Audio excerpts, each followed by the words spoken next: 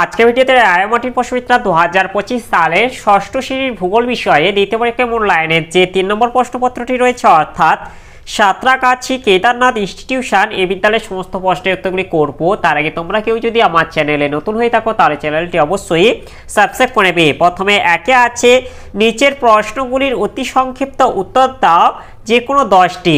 এক আছে ক্ষুদ্রতম মহাদেশের নাম কি, এটা হবে ওশিয়ানিয়া। এরপর 2 আছে আন্টার্কটিকা সর্বোচ্চ শৃঙ্গের নাম কি, এটা হবে ভিনসো ম্যাসিভ। এরপর 3 আছে সম উষ্ণ রেখা কি, এর উত্তরটি হলো পৃথিবীর একই উষ্ণতাযুক্ত স্থানগুলোকে মানচিত্রে যে কাল্পনিক রেখা দ্বারা যুক্ত করা হয় তাকে সমউষ্ণ রেখা বলে। এরপরে 4 আছে কোন স্তর থেকে বেতার তরঙ্গ প্রতিফলিত হয়ে পৃথিবীতে ফিরে আসে, এটা হবে আয়নোস্ফিয়ার। এরপর 5 আছে পৃথিবীর শীতলতম স্থানের নাম লেখো, এটা হবে ভস্টক। এরপরে 6 আছে ক্রিল কি, এর উত্তরটি হলো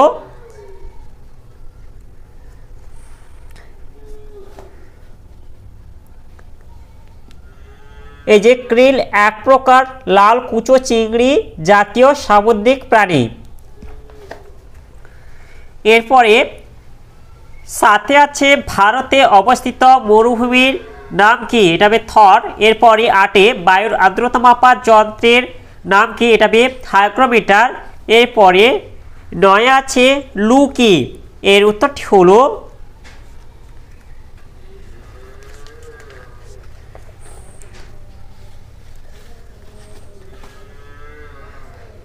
গ্রীষ্মকালে এপ্রিল মে মাসে উত্তর পশ্চিম ভারতে বিশেষত রাজস্থান, পাঞ্জাব, উত্তরপ্রদেশ প্রভৃতি অঞ্চলে পশ্চিম দিক দিয়ে অত্যধিক উষ্ণ ও শুষ্ক বায়ু প্রবাহিত হয়, একে লু বলা হয়। এরপরে 10 আছে ভারতের কোথায় সিংহ দেখা যায়, ভারতের গুজরাটে গির অরণ্যে সিংহ দেখা যায়। এরপর 11 পৃথিবীর মধ্যে সব থেকে বেশি বৃষ্টিপাত হয় কোথায়, তবে মৌসিনরামে। এরপরে 2 দিকে আছে সঠিক শব্দ বেছে লেখো। 1 আছে বায়ুর গতিবেগ মাপা হয়, এটা হবে অ্যানিমোমিটার যন্ত্র দিয়ে। এরপরে 2 আছে বৃহত্তম মহাসাগরের নাম হলো, এটা হবে প্রশান্ত। এরপর 3 আন্টার্কটিকায় মৈত্রী গবেষণা কেন্দ্রটি হলো, এটা হবে ভারতের। এরপর 4 পৃথিবীর সব থেকে বাইরের পাতলা শক্ত আবরণকে বলে ভূত্বক। এরপর 5 পশ্চিম ভারতে প্রচণ্ড তাপপ্রবাহের সঙ্গে ধূলিঝড়ের সৃষ্টি হয় বলে একে আঁধি বলে। এরপরে 3 দিকে আছে বাম দিকের সঙ্গে ডান দিকের সঠিক উত্তরটি মিলিয়ে লেখো। বাম দিকে 1 আছে সংরক্ষিত অরণ্য, এটা হবে কোনাবা। এরপরে 2 আছে বন্যপ্রাণী সংরক্ষণ আইন, এটা হবে 1972 সালে। এরপর 3 কুইনাইন তৈরি হয় সিঙ্কোনা। এরপরে 4 দক্ষিণ মেরুতে প্রথম মানুষ পৌঁছায়, এটা হবে 1911 সালে। এরপর 5 রেসাপিন তৈরি হয়, এটা হবে সর্পগন্ধা। এরপরে 4 দিকে আছে সঠিক শব্দের শেষে হ্যাঁ ও ভুল শব্দের শেষে না লেখো। 1 আছে মাউন্ট এরেবাস আন্টার্কটিকার জীবন্ত আগ্নেয়গিরি, এটা হ্যাঁ হবে। এরপর 2 প্রতি 100 মিটার উচ্চতায় 6.5 ডিগ্রি সেলসিয়াস হারে তাপমাত্রা কমে, এটা না হবে। এরপরে 3 যেটা আছে বায়ু চাপ মাপার যন্ত্রের নাম 14 ব্যারোমিটার, এটা হ্যাঁ হবে। এরপর 4 পশ্চিমবঙ্গের আবহাওয়া অফিসের সদর দপ্তর হলো আলিপুর, এটা হ্যাঁ হবে। এরপর 5 ইউরোপ এবং আফ্রিকা এই দুটো মহাদেশকে ইউরেশিয়া বলে, এটা না হবে। এরপরে 5 দাগে আছে শূন্যস্থানে সঠিক শব্দ বসিয়ে পুনরায় লেখো। 1 আছে পৃথিবীর দীর্ঘতম হিমবাহের নাম, এটা হবে লাম্বার্ট হিমবাহ। এরপর 2 বৃষ্টিপাত মাপার যন্ত্রের নাম হলো রেনগোজ। 3 এটা হবে কর্কটক্রান্তি রেখা ভারতকে উত্তর দক্ষিণে সমান দুভাগ করেছে। এরপরে 4 আছে পশ্চিমঘাট পর্বতের পূর্ব ঢালে বৃষ্টি কম হয় বলে তাকে বৃষ্টিছায়া অঞ্চল বলে। এরপর 5 100 ডিগ্রি সেলসিয়াসের মান হবে ফারেনহাইট স্কেলে 212 ডিগ্রি ফারেনহাইট। এরপরে 6 দিকে আছে নিচের প্রশ্নগুলির উত্তর লেখো যে কোনো 3টি। এক আছে জলচক্র কাকে বলে? এর উত্তরটি হলো সূর্যতাপে নদ নদী জলাশয় সাগর মহাসাগর থেকে জল বাষ্প হয়ে বাতাসে মিশে বায়ুতে জলীয় বাষ্পযুক্ত হলে বাতাস আর্দ্র ও হালকা হয়ে পড়ে। হালকা আর্দ্র বায়ু সহজেই ওপরের দিকে উঠে যায়। ওপরে বায়ুর উষ্ণতা কম হওয়ায় জলীয় বাষ্প শীতল হয়ে পড়ে ঘনীভবন প্রক্রিয়ায় ধূলিকণাকে আশ্রয় করে ছোট ছোট জলকণা বা তুষারকণায় পরিণত হয়। এগুলি একত্রিত হয়ে মেঘরূপে আকাশে ভেসে বেড়ায়। এই কণাগুলি একে অপরের সঙ্গে যুক্ত হয়ে বড় হলে তা মাধ্যাকর্ষণ শক্তির টানে পৃথিবীতে বৃষ্টি বা তুষাররূপে ঝরে পড়ে।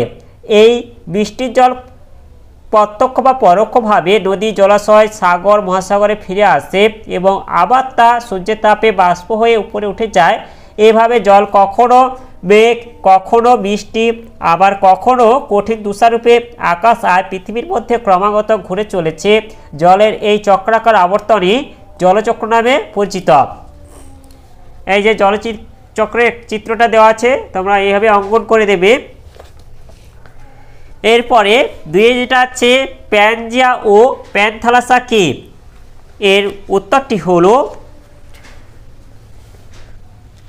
আজ থেকে প্রায় 50 কোটি বছর আগে সমস্ত স্থলভাগ বা মহাদেশগুলি একত্রিত অবস্থায় একটি বৃহদায়তন মহাদেশ রূপে অবস্থান করত। একে প্যানজিয়া বলে। প্যানজিয়াকে ঘিরে পৃথিবীর সমস্ত মহাসাগর একত্রিত হয়ে বৃহদায়তন মহাসাগর রূপে অবস্থান করত, তাকে প্যানথালাসা বলে। এরপরে তীরে আছে অ্যালবেডো কাকে বলে? এর উত্তরটি হলো পৃথিবীতে আগত সৌর বিকিরণকে 100% ধরলে তার মধ্যে 65% পৃথিবী ও বায়ুমণ্ডলকে উত্তপ্ত করতে সমর্থ হয় এবং অবশিষ্ট 35% মহাশূন্যে ফিরে যায়। একে অ্যালবেডো বলে। এরপরে চারে আছে খাদার ও ভাঙর বলতে কি বোঝো? এর উত্তরটি হলো খাদার নদী তীরবর্তী অঞ্চলে নবীন পলিমাটিকে খাদার বলে, আর ভাঙর হচ্ছে নদী অববাহিকার উঁচু অংশের প্রাচীন পলিমাটিকে ভাঙর বলা হয়। এরপরে সাথে দাগে আছে নিচের প্রশ্নগুলির উত্তর দাও যে কোনো তিনটি। এক আছে টিকা লেখো স্ট্র্যাটোস্ফিয়ার। এর উত্তরটি হলো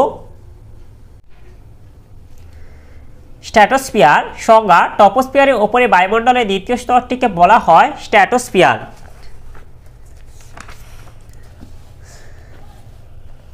বিস্তার টপোপোজ থেকে উপরে 50 কিমি পর্যন্ত এই স্তরটি বিস্তৃত। বৈশিষ্ট্য এই স্তরে উচ্চতা বৃদ্ধির সঙ্গে সঙ্গে উষ্ণতা বৃদ্ধি পায়। এই স্তরে 20 থেকে 25 কিমি উচ্চতায় থাকা ওজোন স্তর ক্ষতিকারক অতিবেগুনি রশ্মি শোষণ করে। এখানে মেঘ, বায়ুপ্রবাহ, ঝড় বৃষ্টি দেখা যায় না, তাই একে শান্তমণ্ডল বলা হয়। এই কারণে বিমানগুলি এই স্তর দিয়ে চলাচল করে। স্ট্র্যাটোস্ফিয়ারের ঊর্ধ্বসীমাকে স্ট্র্যাটোপোজ বলে। এরপরে দুই আছে আবহাওয়া ও জলবায়ুর মধ্যে পার্থক্য লেখো। এর উত্তরটি হলো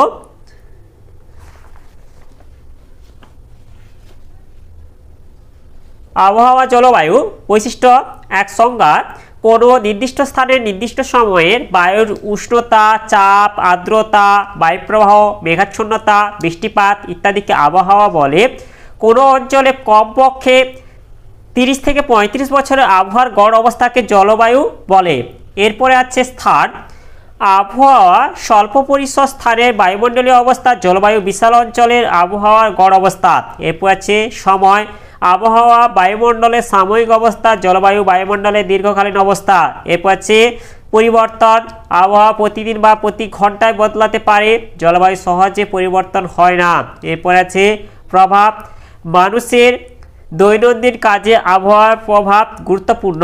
কোনো অঞ্চলে স্বাভাবিক উদ্ভিদ ও প্রাণী জগতের ওপর জলবায়ুর প্রভাব অপরিসীম। এরপরে আছে তিনের দাগে কি কি কারণে অরণ্য আমাদের বন্ধু? এর উত্তরটি হলো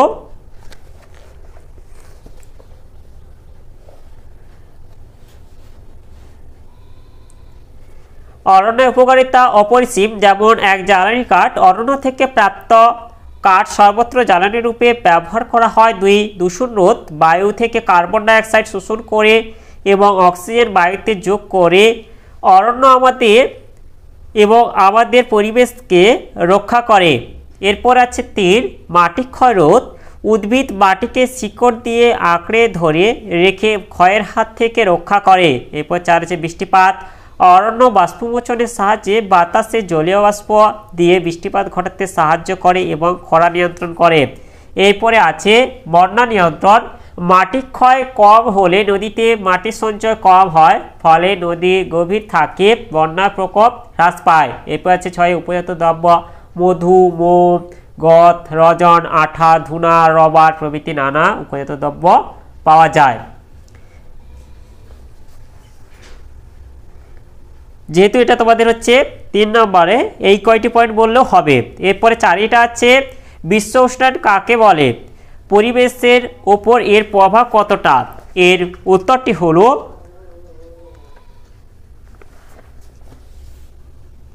পৃথিবীতে অষ্টাদশ শতকের মাঝামাঝি সময়কালে শিল্প বিপ্লবের মাধ্যমে কার্বন ডাইঅক্সাইড, মিথেন, ক্লোরোফ্লোরোকার্বন প্রভৃতি গ্যাসের মাত্রাতিরিক্ত বৃদ্ধিতে বায়ুমণ্ডলে গড় তাপমাত্রা বেড়ে গিয়ে যে অস্বাভাবিক অবস্থা সৃষ্টি হয় তাকেই বিশ্ব উষ্ণায়ন বলে।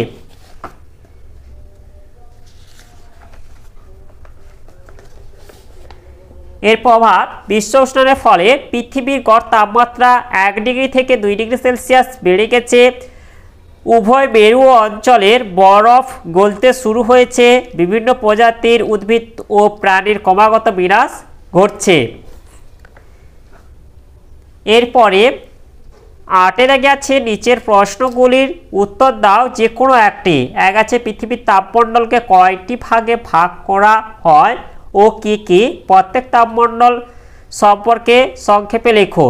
এর উত্তরটি হলো পৃথিবীর তাপমণ্ডলকে প্রধানত 3টি ভাগে ভাগ করা হয়, যথা উষ্ণমণ্ডল, নাতিশীতোষ্ণমণ্ডল ও হিমমণ্ডল। উষ্ণমণ্ডল নিরক্ষরেখা থেকে 23.5 ডিগ্রি উত্তর এবং 37 ডিগ্রি দক্ষিণ অক্ষাংশের মধ্যে উষ্ণমণ্ডল অবস্থিত। বৈশিষ্ট্য, সূর্যরশ্মির পতন, নিরক্ষীয় অঞ্চলে সারা বছর সূর্যরশ্মি লম্বভাবে পড়ে। দিনরাত্রির দৈর্ঘ্য, নিরক্ষীয় অঞ্চলে সারা বছরই 12 ঘন্টা দিন ও 12 ঘন্টা রাত্রি বিরাজ করে। গড় তাপমাত্রা, উষ্ণমণ্ডলে বার্ষিক তাপমাত্রা 27 ডিগ্রি সেলসিয়াস। ঋতু, এখানে ঋতু বৈচিত্র্য দেখা যায় না, কারণ সারা বছর একটি ঋতু বিরাজ করে। এরপরে এটা হচ্ছে নাতিশীতোষ্ণ মণ্ডল। অবস্থান, পৃথিবীর উভয় গোলার্ধে 23.5 ডিগ্রি উত্তর ও দক্ষিণ অক্ষাংশ থেকে শুরু করে 66 ডিগ্রি উত্তর ও দক্ষিণ অক্ষাংশের মধ্যে নাতিশীতোষ্ণ মণ্ডল অবস্থিত। বৈশিষ্ট্য, সূর্যরশ্মির পতন, নাতিশীতোষ্ণ মণ্ডলে সূর্যরশ্মি মাঝারি তীর্যকভাবে পড়ে। প্রকৃতির, নাতিশীতোষ্ণ মণ্ডলের ক্রান্তীয় অঞ্চল থেকে 45 ডিগ্রি অক্ষাংশ পর্যন্ত অঞ্চল কিছুটা উষ্ণ প্রকৃতির হলেও 45 ডিগ্রি থেকে 66 ডিগ্রি অক্ষাংশীয় অঞ্চল শীতল প্রকৃতির হয়ে থাকে। এরপর আছে গড় তাপমাত্রা, নাতিশীতোষ্ণ মণ্ডলের গড় তাপমাত্রা থাকে 27 ডিগ্রি থেকে 0 ডিগ্রি সেন্টিগ্রেডের মধ্যে। এরপর আছে শ্রেণীবিভাগ, নাতিশীতোষ্ণ মণ্ডল 2 প্রকার, উষ্ণ নাতিশীতোষ্ণ মণ্ডল, শীতল নাতিশীতোষ্ণ মণ্ডল। এরপর যেটা আছে হিমমণ্ডল। অবস্থান, পৃথিবীর উভয় গোলার্ধে 66 ডিগ্রি উত্তর ও দক্ষিণ অক্ষাংশ থেকে 90 ডিগ্রি উত্তর ও দক্ষিণ অক্ষাংশের মধ্যে হিমমণ্ডল অবস্থিত। বৈশিষ্ট্য, সূর্যরশ্মির পতন, হিমমণ্ডলে সারা বছর সূর্য অতি তীর্যকভাবে কিরণ দেয়।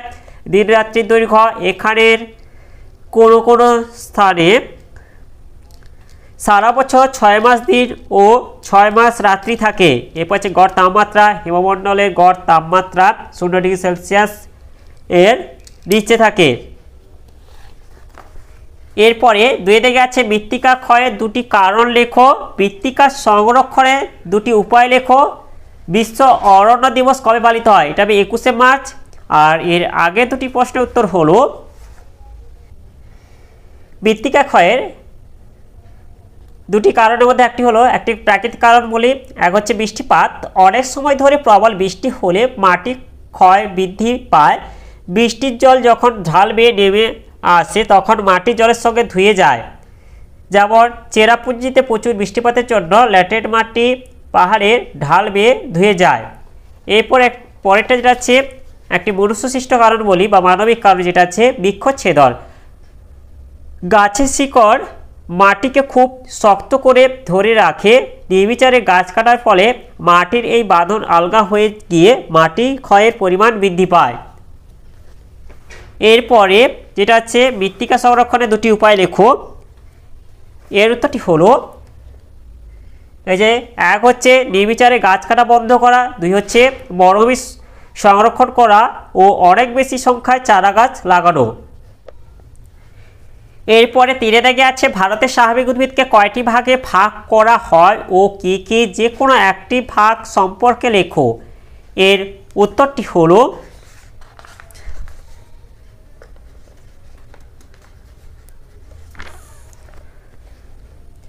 ভারতের স্বাভাবিক উদ্ভিদকে সাধারণত 5 ভাগে ভাগ করা যায়, যথা ক্রান্তীয় চিরসবুজ অরণ্য, ক্রান্তীয় পাতাঝরা বা পর্ণমোচী অরণ্য, কাঁটাঝোপ ও গুল্ম জাতীয় উদ্ভিদ বা মরু উদ্ভিদ। এরপর আছে 4টা উপকূলীয় ম্যানগ্রোভ বা লবণাম্য অরণ্য এবং 5 আছে পার্বত্য নাতিশীতোষ্ণ অরণ্য বা সরলবর্গীয় অরণ্য। এর মধ্যে একটি যেমন হচ্ছে ক্রান্তীয় চিরসবুজ অরণ্য, এটা বর্ণনা করব। অবস্থান ভারতের আন্দামান ও নিকোবর দ্বীপপুঞ্জ, পশ্চিমঘাট পর্বতের পশ্চিম ঢাল, উত্তর পূর্বাঞ্চলের মেঘালয়, অরুণাচল প্রদেশ, নাগাল্যান্ড, মিজোরাম, ত্রিপুরা, মণিপুরে এবং পশ্চিমবঙ্গের ডুয়ার্স অঞ্চলে এই অরণ্য দেখা যায়। প্রাকৃতিক পরিবেশ ভারতের গড় বার্ষিক বৃষ্টিপাত 200 সেমি এর বেশি ও বার্ষিক গড় উষ্ণতা 25 ডিগ্রি থেকে 35 ডিগ্রি সেলসিয়াস উষ্ণ আর্দ্র প্রাকৃতিক পরিবেশে চিরসবুজ অরণ্য গড়ে উঠেছে। প্রধান বৃক্ষ রবার, আয়রনউড, রোজউড, মেহগিরি, গর্জন, চাপলাস প্রভৃতি উদ্ভিদ দেখা যায়। বৈশিষ্ট্য এক, জলের অভাব হয় না বলে সারা বছর গাছের পাতা সবুজ থাকে, তাই একে চিরসবুজ অরণ্য বলে। 2 গাছগুলি অত্যন্ত লম্বা লম্বা ও প্রচুর শাখা প্রশাখা যুক্ত হয়। 3 গাছের গুঁড়ি অত্যন্ত মোটা হয় এবং কাঠ খুব শক্ত ও ভারী হয়। 4 এই অরণ্যের তলদেশ লতাগুল্ম আগাছায় পূর্ণ থাকে, তাই সহজে প্রবেশ করা যায় না। 5 এই অরণ্যের মাটি ভিজে ও স্যাঁতস্যাঁতে এবং বিষাক্ত কীটপতঙ্গে ভর্তি। তাহলে আজকের ভিডিওতে আমরা ষষ্ঠ শ্রেণীর ভূগোল বিষয়ে যে 3 নম্বর প্রশ্নপত্রটি ছিল তা সমাধান করলাম। আর তোমরা কেউ যদি আমার চ্যানেলটা এখনও সাবস্ক্রাইব করে রাখোনি তাহলে চ্যানেলটা অবশ্যই সাবস্ক্রাইব করে নেবে এবং ভিডিওটি ভালো লাগলে ভিডিওটিকে অবশ্যই লাইক, কমেন্ট ও শেয়ার করে দেবে।